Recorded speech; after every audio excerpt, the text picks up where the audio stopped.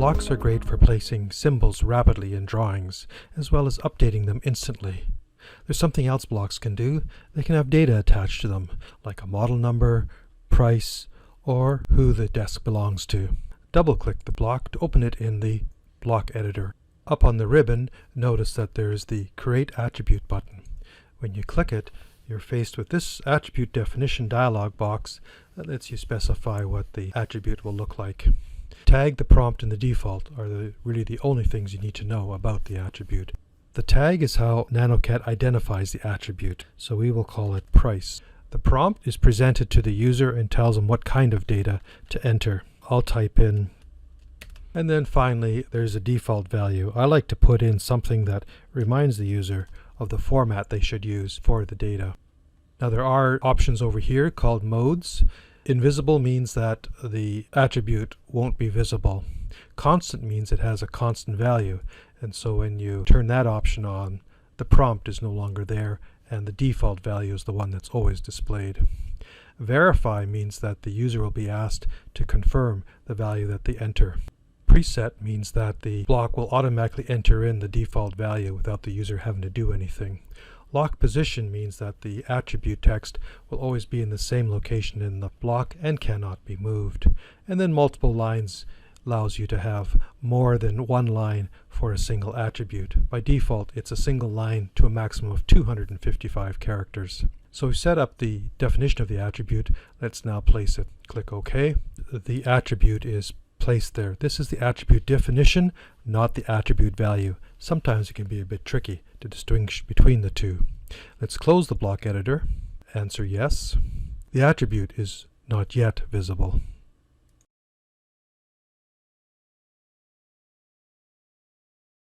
Attributes are not yet visible in the block because so far we've created just the definition. We have not yet entered the data.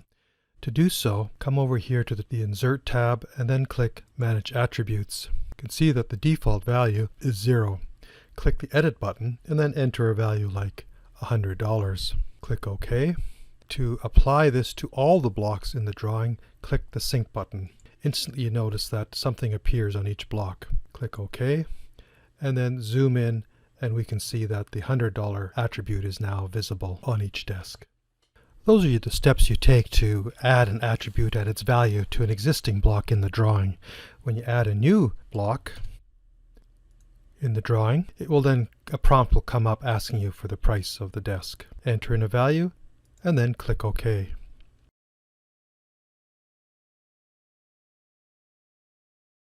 To edit the value of a single block, independent of all the other blocks with the same name, enter the command that has the rather unusual name of ATT IP Edit. The IP is short for in place. Choose the attribute and then change the value, such as $90. Press enter and you're done.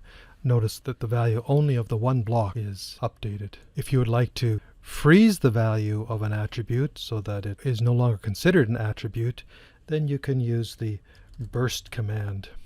Enter in burst, select the attribute, press enter, and now when you pause your cursor over it, nanoCAD tells you that it's text and it's no longer an attribute. Another useful task is to turn off the display of attributes when they get in the way. To do that, click on the small arrow next to block, choose the next small arrow next to attributes, and then choose off. Follow this with the regen command. The attributes disappear. The sole remaining so-called attribute, remember, is text, and so it's unaffected by the display toggling. To turn it back on, go back there and choose Attributes On. Remember the regen command to return the display of attributes.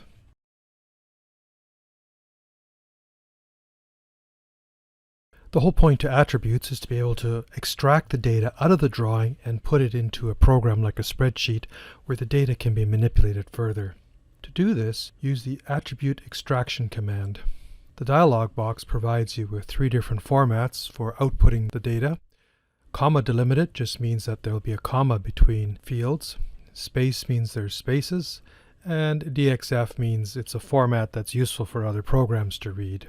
First thing you need to do is select the objects. Click the button, and I just enter in all and press enter twice, and that selects everything in the drawing. nanoCAD will automatically filter out objects that aren't blocks, such as the walls. Next, it asks for a template file. This tells nanoCAD what it is you want to output and how to format it. Here is the content of a typical template file. So this is the name of the attribute. I'm specifying that it is a number, and then I'm providing 8 spaces for the values. So I save the file and then click this button to select it. So there's the template, open it, and finally you can specify where to place the output file. I like to put it in the desktop, that way it's easier to find. Click OK, and in a split second the data has been output. Open up a spreadsheet such as LibreOffice Calc, bring in the data file. Choose the data file, click Open, and then it prompts you how you want to bring it in. Click OK, and there's the numbers there. Well, now that it's in a spreadsheet, you can work with the numbers. For example, total, summation, and then you can format it, such as putting in a currency.